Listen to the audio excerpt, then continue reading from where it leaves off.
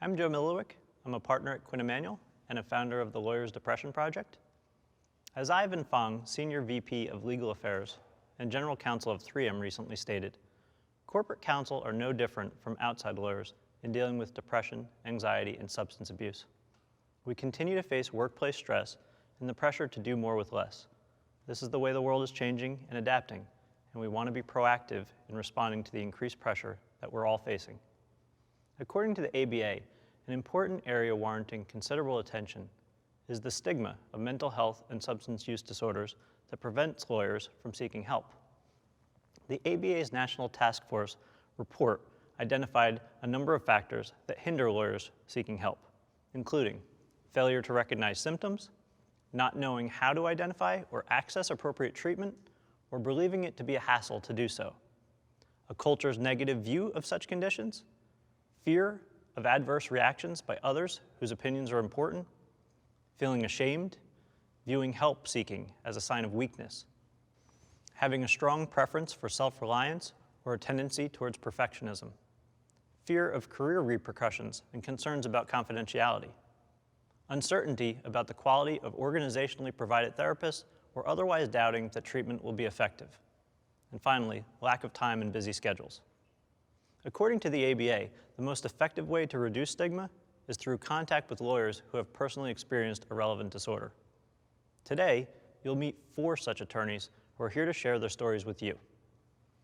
When we talk about things that can negatively affect a lawyer's ability to practice law, whether that is substance use disorder or depression, it's natural to want some context. Just how big a problem is this in our society generally? Are lawyers more likely to suffer from depression than people who work in other jobs, including jobs that are also highly demanding and stressful, like doctors? Knowing how to identify the common symptoms of depression is an important step toward getting help. Typical signs of depression include depressed mood that may present as feeling sad, empty, or hopeless, a noticeable decreased interest in activities that were once pleasurable, eating too much or too little, sleeping too much or too little, fatigue or loss of energy, trouble concentrating or trouble making even basic decisions, and thoughts of harming yourself. While these are common symptoms of major depressive disorder, it's important to note that depression affects everyone differently. For some people, it may present as mood swings with highs and lows. For others, it could mean irritability or a pervasive low mood, sometimes lasting for years at a time. Unfortunately, for many people, these challenges can have a significant impact on their day-to-day functioning. After understanding the typical signs of depression, people often ask, how is depression different from regular sadness? That's a great question, because sadness is one of the primary symptoms of depression, and it can seem hard to distinguish between the two. But here's the difference. Depression is more than just sadness, and not simply by a measure of degree. It isn't just how deeply you feel sad, but rather it's the whole mix of factors, including how long you have these negative feelings, how those feelings are affecting your body, and your ability to function in your daily life. While everyone experiences sadness in his or her life, for example, when a loved one dies or a relationship ends, those bouts of sadness can be traced to a specific person or event. Sadness that is a symptom of depression doesn't have a specific trigger. You simply feel sad or hopeless about everything. Even if you have every reason in the world to feel happy, not only do you feel sad instead, but you lose the ability to experience joy or pleasure.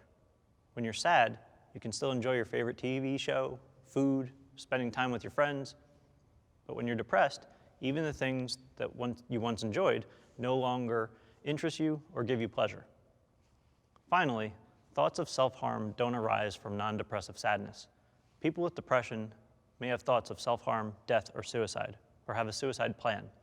Now that we know what depression is, why should we be concerned about it? There are many reasons, but the most important one is the one I just alluded to. Depression is associated with high mortality, much of which is accounted for by suicide. For this reason, if you think you or someone you know may be suffering from depression, it's important to recognize the warning signs and to take any suicidal statements extremely seriously. We'll talk more later about how you can get help for yourself or others who may need it. And thankfully, resources are available to lawyers in every state, including organizations that offer help on a confidential basis. Turning back to our initial questions, how prevalent is depression? About 6.6% of US adults experienced a major depressive episode in a recent year. according to a study by the Substance Abuse and Mental Health Administration, SAMHSA. That may not seem like a lot, but there are 325 million people living in the US, which means that about 20 million people suffer a depressive episode. As you might expect, depression is not evenly distributed among the population. Age, sex, education level, and race, as well as employment status, are among the variables that can determine whether someone is more or less likely to suffer from depression. As lawyers, we want to know whether people who work in our profession are more likely to suffer from depression than people who have other jobs, such as doctors. A few studies have been done that shed some light on this question.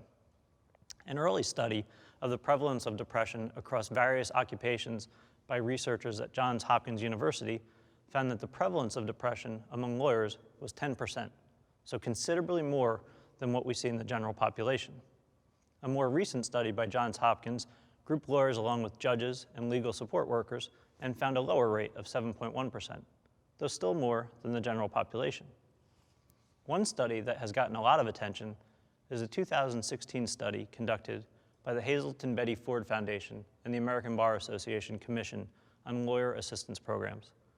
The study involved a survey of more than 12,000 licensed, employed attorneys from across the country, and it found significant levels of depression, anxiety, and stress, with 28%, 19%, and 23% of the attorneys reporting that they were experiencing mild or higher levels of depression, anxiety, and stress, respectively.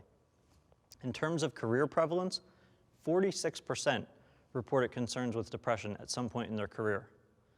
These are sobering data points, and ones I think align well with our intuition about one aspect of our jobs that is common to most lawyers: stress. If you think about one definition of stress, the discrepancy between the demands of a situation and the capacity of the individual or group to deal with it comfortably, and then you think about the day in and day out practice of law, it's easy to see why lawyers can become stressed out and why so many become depressed. What about suicide among lawyers? Are lawyers more prone to suicide than people with other jobs? In general, suicide in the United States is on the rise. From 2000 to 2016, the suicide rate among the working population in the US, people from 16 to 64 years of age, increased from 12.9 to 17.3 per 100,000 people. Suicide is another problem that varies greatly among people based on socio-demographic differences, such as age, sex, education level, and race. Some studies have tried to isolate the effect of one's occupation on suicide rates, but the data do not allow us to draw clear conclusions about lawyers vis-a-vis other professions. One thing we know for certain about suicide among lawyers is that it does happen, and it often makes the news and prompts the question, why would someone who has achieved so much professionally and seemingly has so much to live for do such a thing? In many cases, the answer is the lawyer suffered from depression, and if it goes untreated, depression can lead to suicide. Unfortunately, one of the other telling statistics about depression is only about half of the people who suffer receive treatment. And of those who do receive treatment, fewer than half of them receive care consistent with published guidelines. While I can't speak to the specifics of any individual cases, I can speak to the experience of suffering from depression while working in the high-stress environment of big law. I have felt the hopelessness, the lack of meaning, the loss of interest, the ruminating on negative thoughts that come with depression. I know the stress that comes with building up a reputation among colleagues and clients and trying to maintain that reputation as someone who always comes through, someone who's always on 24/7, willing to pull all-nighters and run through walls. I know what it feels like to believe that I need to prove my worth on every assignment. I know what it feels like to feel like a fraud when the negative thoughts tell me I'm not worth it. And I know how it feels to isolate, to not want to get out of bed, and to see no way out. For a long time, I didn't feel comfortable admitting this to my colleagues for fear of being perceived as incapable or unproductive. But it is my truth, and it's an illness like any other illness that deserves to be recognized and treated as such without fear of stigmatization. I had my initial diagnosis of major depression over a decade ago. I went to my primary care physician complaining of exhaustion and lack of energy. I had no idea what was wrong with me, and neither did my doctor. She diagnosed me with pre-hypertension, put me on a low-carb diet, and referred me to a diabetes specialist. I monitored my blood glucose levels strictly, but the lethargy and lack of energy and motivation only seemed to get worse. I was dwelling on my thoughts, consumed by an endless loop of anxiety and negativity. I was losing weight and losing interest in everything. I questioned the purpose of my work and even life. What was the point of it all? Why spend so many hours working at a job that seemed so pointless? I remember suffering from terrible anxiety, and I didn't know what it was called at the time. I would go out running to try to shake it. And one night, while running around a track outside my apartment, I was so besieged by thoughts that everything was meaningless that I fell to my knees and screamed to make those thoughts stop. I was convinced there was no point to my job. It was contributing to my illness. It actually made a lot of sense. So I decided I would quit my job and just find something else. I didn't know what, but I knew I could not do this job anymore because it was making me sick. I sent an email to the diabetes specialist telling him that I had decided to leave my job because it lacked meaning for me and it was making me sick, though I noted that everything seemed to lack meaning for me. It was a cry for help. I was lost. Fortunately, he recognized the symptoms and referred me to a psychiatrist who quickly diagnosed me with major depression. I was enrolled in an experimental study for a new drug called Lexapro, and after a few weeks, I began to feel better. I found meaning in things again, the beauty in a smile, a butterfly, or a bird flying by, a good book, and a job well done. It was obvious from outside depression that I had been ill. I realized too why depression is so dangerous. When your mind is ill, you can actually believe that there's no point to anything, including living.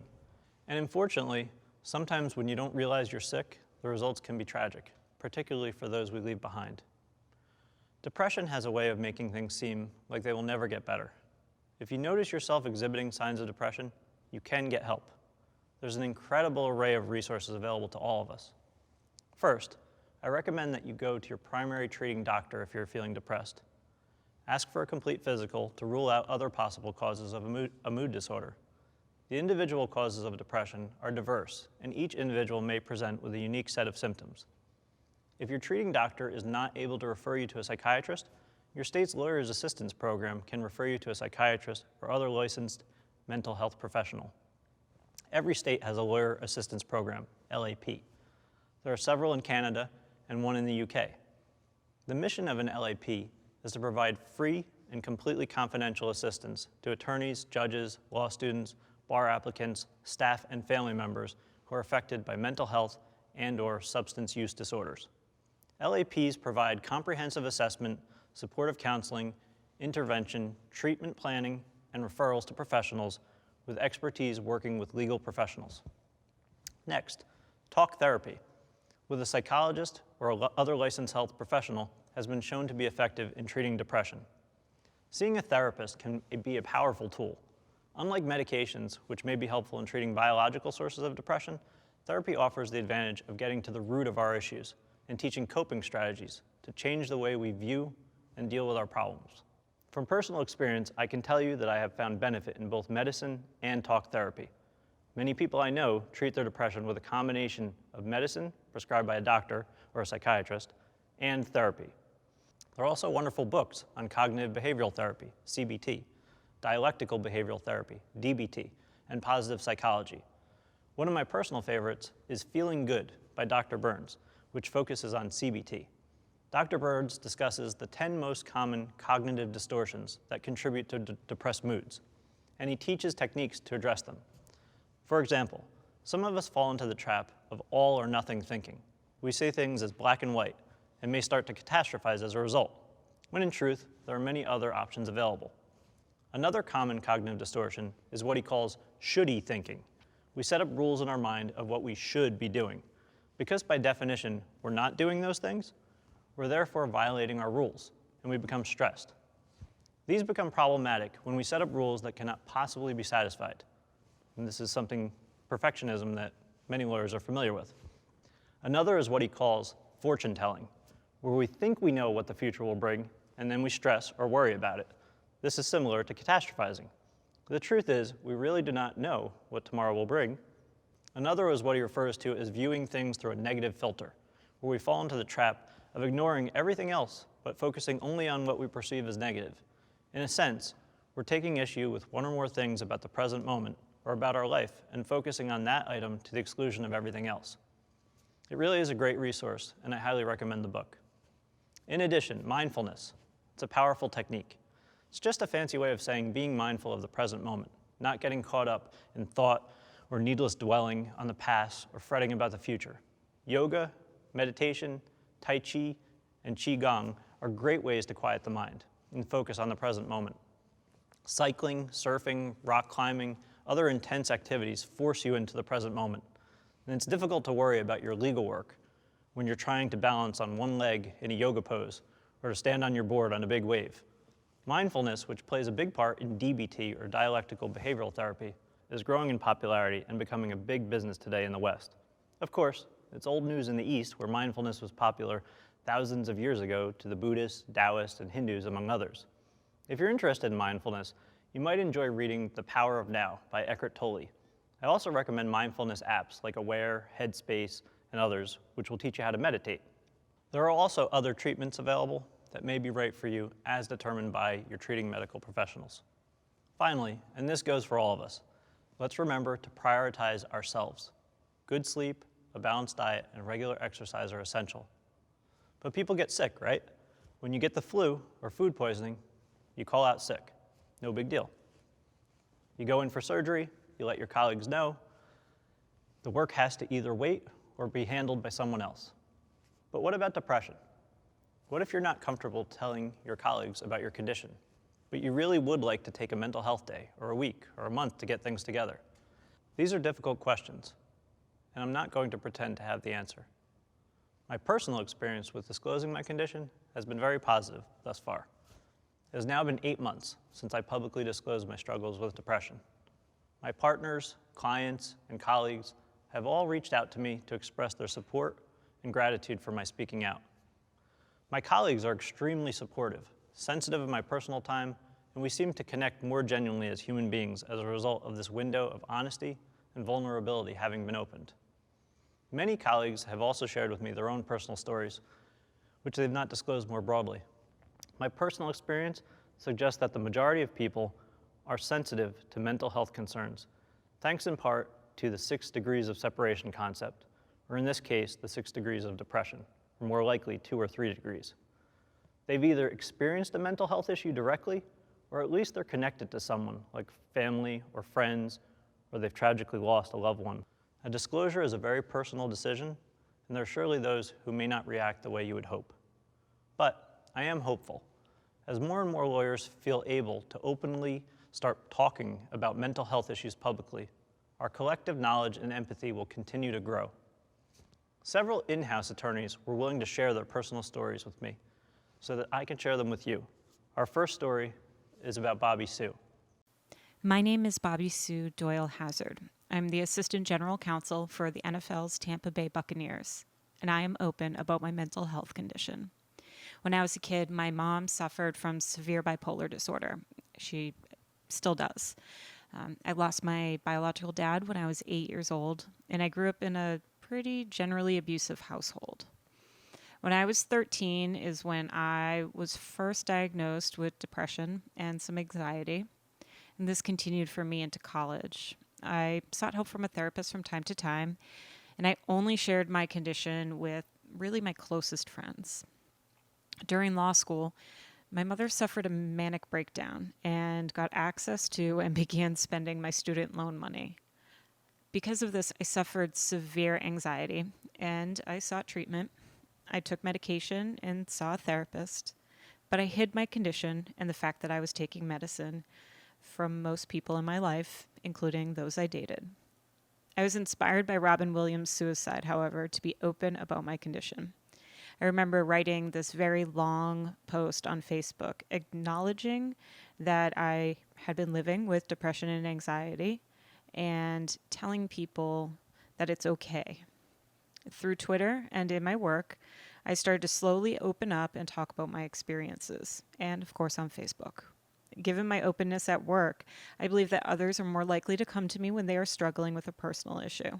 I also feel more aware when something is bothering someone, and I'll check in on them. I'll offer an empathetic ear and point them in the right direction for help. I now speak publicly about mental health and wellness, and I remind people that it's okay to not be okay. An important message is the importance of taking care of yourself. The work is always going to be there, And at some point in the day, you need to stop working. So put the phone down, prioritize sleep, eating well, exercising, and connecting with others, and practice gratitude each day. Whether you wish to be open about your condition is a very personal decision and depends on your circumstances and your organization. I'm extremely lucky to be part of an organization that supports my openness as a mental health advocate. Next, we'll hear from an associate at a big law firm. Here's her story. I was a relatively rare species of junior big law associate, happy, fulfilled, and most days I loved practicing law. Things were on track. But I was pulling all-nighters, sleeping under my desk, not exercising, and not taking care of myself. These circumstances placed my health in jeopardy. But I was young and resilient, and it was my time to work hard and prove myself, so I plowed forward. Life had other plans, however. An immediate family member who was very ill was hospitalized. The same week, at our firm's summer associate event, a mentor of mine who struggled with alcohol dependency got out of control and forced his way into a taxi with me. I had to physically fend him off, and I reported the incident to firm management the next day. In the weeks and months that followed, I developed insomnia, and then couldn't get out of bed during the day. I was heavy, like I had on gravity boots, and felt totally devoid of any feeling. I berated myself to just get my act together, and blamed myself when I couldn't. It never occurred to my overachieving, high-functioning, perfectionist brain that my body's chemistry had fundamentally shifted from the stress and trauma of recent events. Fortunately, I was already speaking to a therapist about coping with my family member's illness, and when she suggested I might be clinically depressed, I felt relief and some hope. I knew enough to know that depression was an illness, and illness could be treated. While things did improve, my path back to health was neither short nor straightforward. It required many attempts at different medication combinations and continued therapy, sometimes twice a week. And even then, I wasn't fully back to myself until my doctors also successfully treated a related thyroid condition. I have had colleagues and friends in and out of the law who have been wonderfully supportive and understanding, but I never felt truly comfortable being completely open, often feeling the need to come up with vague and partial explanations for my path. Things have come full circle. 15 years later, I am once again a partner track associate at a big law firm. I am healthy, and yes, I still love being a lawyer. But this time around, I am determined to be honest about my experiences, and I have shared my struggles with depression with my law firm, and they have been very supportive. I also am sure to practice the necessary self-care and provide an example to the more junior attorneys that mental illness is not something you have to navigate on your own and in secret. Let's now turn to the story of an in-house attorney who works largely from his home in a small to medium-sized enterprise. Here is what he shared with me. First, there is a sense of isolation working as an in-house attorney. Typically, working for a small to medium-sized enterprise, you may be the only person in the company in a particular legal position.